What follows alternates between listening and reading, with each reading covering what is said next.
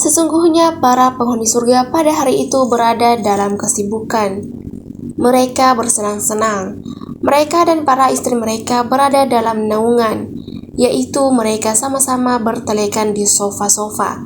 Quran Surah Yasin ayat 55-56.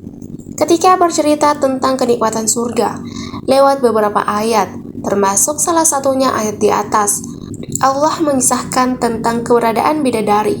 Ya, seorang bidadari. Siapakah makhluk itu? Bidadari adalah makhluk surga yang dinyatakan sebagai seorang wanita.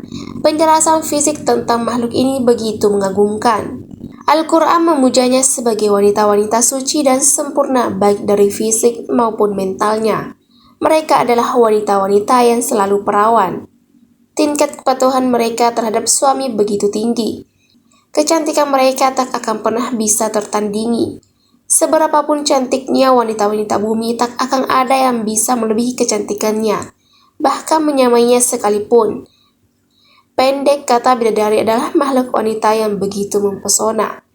Kalau mau merenung sejenak, setidaknya ada dua pendapat yang bisa kita temukan mengapa kita menjelaskan surga Allah memperindahnya dengan pelukisan bidadari. Yang pertama, dengan mengetengahkan bidadari, seperti Allah ingin merangsang manusia supaya mereka lebih tertarik dengan surga. Dengan kaitannya dengan masalah ini, sepertinya Allah ingin menjadikan wanita cantik tersebut sebagai umpan. Mengapa harus bidadari yang menjadi umpan? Allah sebagai zat yang menciptakan manusia tahu persis bahwa sifat dasar manusia itu senang dan selalu tertarik dengan wanita. Maka sangat tepat jika ketika menggambarkan surga Allah melengkapi penjelasan tentang fasilitas surga dengan keberadaan bidadari. Setidaknya dengan kemunculan bidadari di surga akan menambah daftar kenikmatan yang ditawarkan Allah menjadi lebih agung.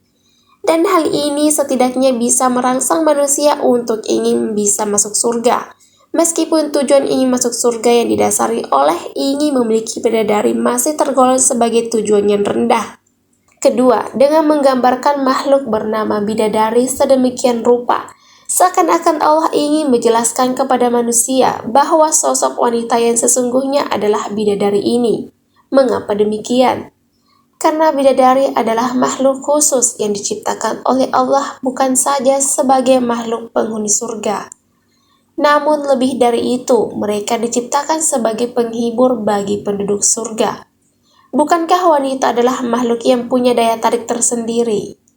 Bukankah wanita adalah sekuntum bunga yang sanggup menarik perhatian bagi banyak makhluk lawan jenisnya? Nabi sendiri pernah menyebut bahwa wanita lebih khusus dalam hal ini adalah wanita salihah, sebagai sebaik-baik perhiasan atau khairul mata. Apa artinya itu? Arti pertanyaan Nabi di atas adalah bahwa yang disebut sebagai wanita sejati adalah wanita-wanita yang laksana permata, bentuknya indah, punya daya tarik tinggi sekaligus punya kualitas mewah, tak hanya pada sisi bentuknya namun juga pada sisi dalamnya. Dan hal demikian semuanya terdapat dalam diri bidadari. Dan ini artinya Allah ingin menjadikan bidadari, makhluk tercantik tersebut sebagai simbol wanita sejati. Kalau ingin tahu tentang profil wanita yang sempurna, maka kenalilah bidadari. Sekarang marilah sejenak kita lihat betapa sempurnanya sosok seorang bidadari tersebut. Dari segi penampilan fisik, bidadari diciptakan oleh Allah dengan keadaan lebih sempurna ketimbang wanita-wanita kebanyakan. Dari segi kecantikan wajah, tak ada satupun wanita di dunia yang bisa menandingi keelokannya.